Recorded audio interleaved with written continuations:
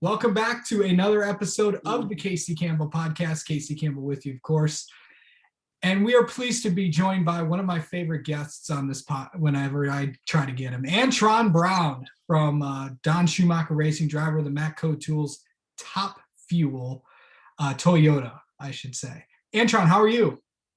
I'm doing good, Case. I'm doing good, man. Just you're coming off that Atlanta Southern Nationals win, man. It's just so real right now just to think that the racetrack's not going to be there no more. Just the history and heritage that racetrack has brought. And I remember always going down to Hot Atlanta, man, seeing all the people come out, and we got to get another race back down there for sure. So I know they're in the works on it, but we need one sooner than later. Trust me. Yeah. So, I know the Southern Nationals, you've won it so many times, but to be the final winner of the Southern Nationals at that racetrack, who knows? As you said, I know there are plans to go back to somewhere down in the Atlanta area, but what's it going to be like to know that you're the final Southern Nationals winner as of right now? Man, that's something I'm going to hold that Wally dear and true to my, like this, man, like all of our guys, man, all of our guys on our team. They're going to get one also because that's the last one produced at that racetrack for over 40 years, man. I remember coming there seeing people like Dave Schultz, seeing like Kenny Bernstein out there, Dom Perdome. I mean, all the greatness of our sport. Bob Glidden from back in the day hitting the gears, man, going against WJ. That's WJ's hometown track. You know what I mean? I mean, not hometown. He's really from Minnesota, but he lives in Georgia down there. So just seeing and just thinking about all the memories you share. And I remember distinctly, I could tell you just one story. I remember when I was my first year racing. Yeah. Okay. This was 1998, Pro Stock Motorcycles. And I'm watching the Nitro Funny cars and everything race. Like I'm watching them because, the bikes are done. And I come up there, man, I'm going to watch. This is Friday night, man. I got to see this. And I never forget, like, the first car that hit, the flame came up. And I remember I hit the deck in the flame because I thought it was like the car was blowing up or a bomb went off or something, because the Atlanta racetrack, people don't realize that the stands are right on the racetrack. Like, It's right there. Like, when that Top Fuel car came by, I mean, I felt that. I was like, whoo! I was like, whoa! I was like, and that's what that track did. It brought you that old nostalgia feel, but it puts you right up on it because they didn't know no better back in the day, man. They put you right on the racetrack with the flame. And that's what I remember distinctly about Atlanta Raceway for sure, man. It's always going to be right here, right in my heart. Yeah, of course. Yeah, it's been an interesting year. Of course, picked up your first win this season. I know DSR looks a little bit different this year, but you're still driving Top Fuels. Leah's still there, Ron's still there. Hagen's still there. It's still the same DSR, but what's it like to get your first win early on this season? Man, it builds momentum, and especially for what our team has been through right now. You know what I mean? Just regrowing, rebuilding, restructuring, and just like everybody else, like COVID hits everybody bad. You know what I mean? And to come out with a whole bunch of new personnel, and for everybody to get synergy together and to do what we have done is pretty incredible. But, kudos where kudos goes to. It starts from the top up with Brian Karate, Mark Oswald, down to Brad Mason, and all of our guys. We got like guys that stayed here, like our oldest crew members, Matt Sackman. He's been here for like 7 years now. And then we got Tyler Allison. This is his third year being out on tour. And then we have all the other guys that came back out of retirement, or there were other teams that were in flux through COVID, and we were able to pull them over here. And like Andrew Huliski came over, used to be on Austin Proc's car. We have Joey D. Diazio, he used to be with Jimmy Proc. He was actually managing one of my crew chief's pizza stores. You know what I mean? So he came from tossing pizzas back to wrenching again. So, and then we got Adam Cave. He came from Mike Salinas' team, and it was open. I mean, there's all these little gifts that we got out there that we've got people together. And then we got John Gilbert that came back out of retirement. He went back home to New Jersey to work in landscaping. Now he came back to turn wrenches, and he's our clutch guy. So we've got an arsenal of people that came, and we got some different characters. But the coolest part is that we have a younger team, and they're hungry, they're passionate, but it's just awesome just the way it all fell in and the way it all came together. It's to get a win in Georgia. You know what I mean? Being the third race in the season, it really sets the stage for the rest of the year. Like if we had a full season last year, this is in my mind, this would have been like almost the middle of the year where we start coming along and could have got ready for the countdown. That was the plan. We knew it was going to take time to get our stuff worked out, but now we're getting there, and I think we can compete with anybody out there. Okay, speaking of countdown, there was an announcement yesterday that the Bristol Thunder Nationals are back. They're going to be in the countdown in there, and which also resulted in the Virginia Nationals being postponed. Your thoughts of Bristol being in the countdown? Man, I'm telling you is that I'm excited about that. I am excited because Bristol, we always run it when it's in June. Yeah. And it could be like it could be hot, or we can have nice weather. But now we get to go to Bristol in October, where I believe it's going to be like AAA throwdown. You know what I mean? Like where it's going to be that fall weather coming in, and hopefully it could be like mid 70s as a high. You know what I mean? And or low 70s. And I believe that's going to make us have it's going to be a different atmosphere there for the fans for sure. They're going to be able to enjoy it more. And it's Thunder Valley, where it means like, all the races mean something, but when you get into the countdown, man, those races, man, that's it gets you up on your toes because they're very intense and pressure because you're running for a championship. And I like that they added a race to the countdown. So we don't have 6 races to win a championship. We actually have 7.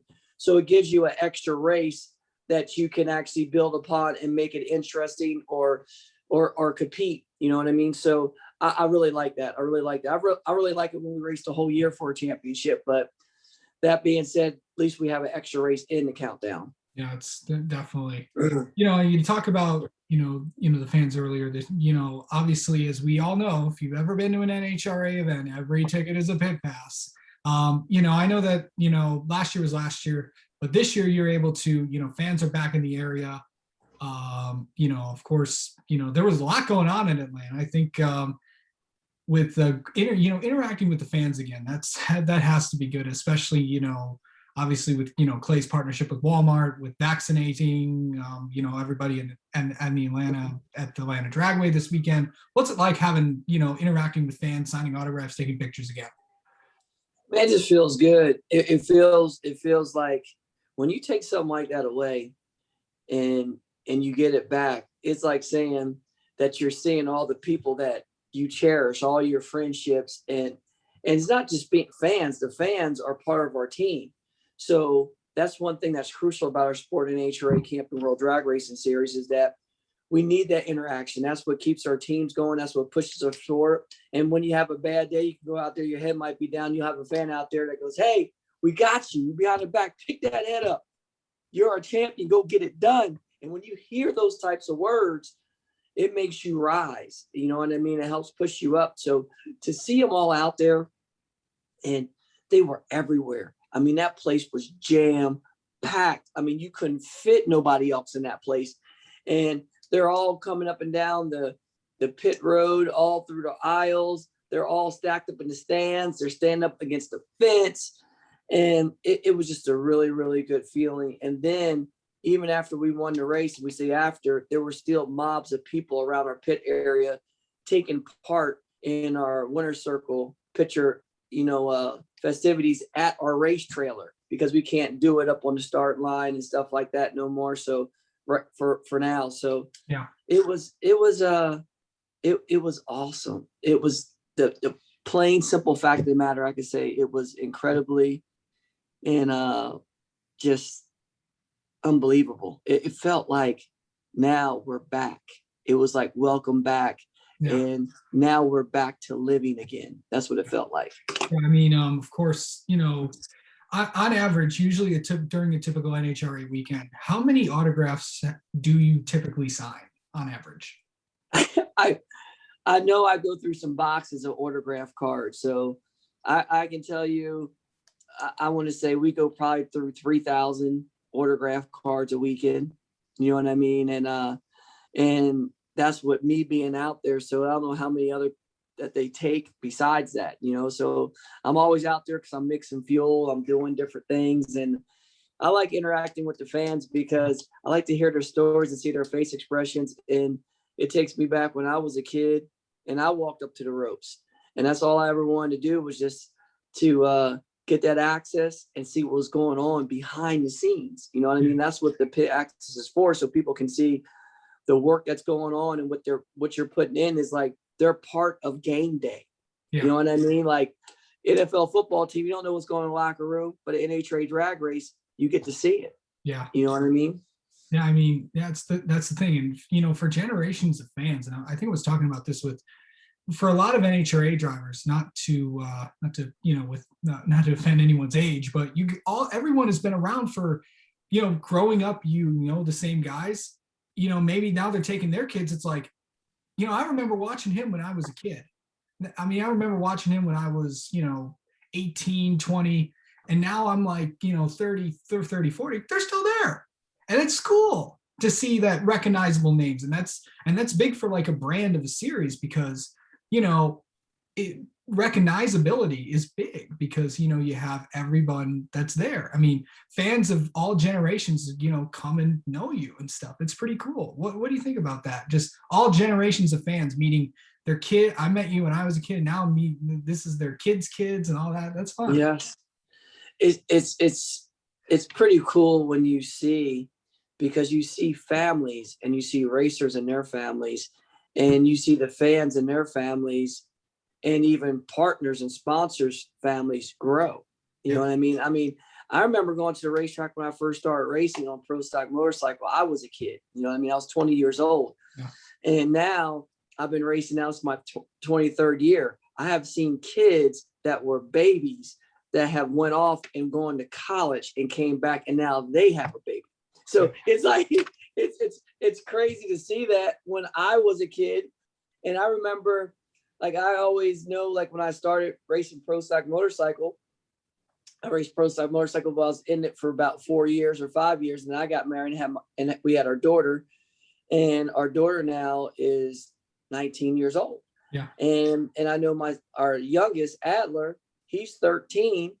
And I always know how many years I've been racing Top Fuel for, because he was born the first year I raced Top Fuel. He was born March of 2008. So our first year in, I never forget, is like, we were like one race, like, let me think this right, February. So we were 2 races in. We raced Pomona and we raced Phoenix. Yeah. And I came home and Adler was born March 8th. And then we went to Gainesville.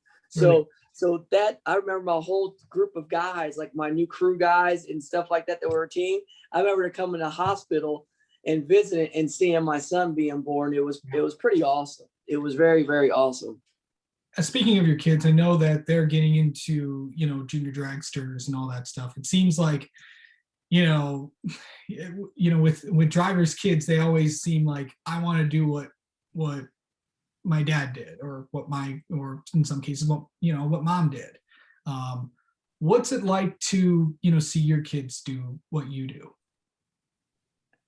Man, I tell you what's pretty awesome to see, just to see them grow up and learn those life lessons. To be honest with you, is like, I never wanted my kids to race or do. I just wanted them to do what they want to do. Yeah. You know what I mean? And besides my younger son, I make him do everything now because he doesn't want to do nothing but play video games. So, but he's able to go racing when he wants to race, and now he's doing karate. But just to see all of my kids that came up through drag racing, and I always asked them what they got out of it, and they said, "Well, Dad, we've learned that the work that we put in through the week, when we practice our practice tree, when we do different things, it shows up and pays off when we go to the racetrack." And we were able to win because they weren't winning. Then they were showing up at the racetrack, and then they were winning.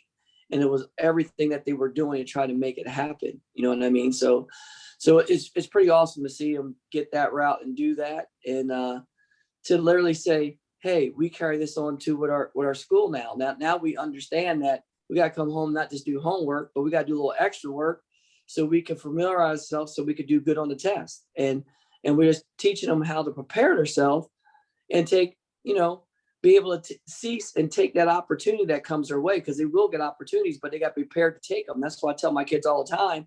And they didn't understand that until they really started drag racing in the junior dragster ranks, because they saw it firsthand of the work they put in, what they got out of it. Yeah. Not like when they're looking at school, they're just looking at the now, and they're not looking at once they get out of school. So I had to explain to them, I said, some things you'll see short-term and some things you'll see long-term, but you still have to put that work in to grow and understand it. Of course,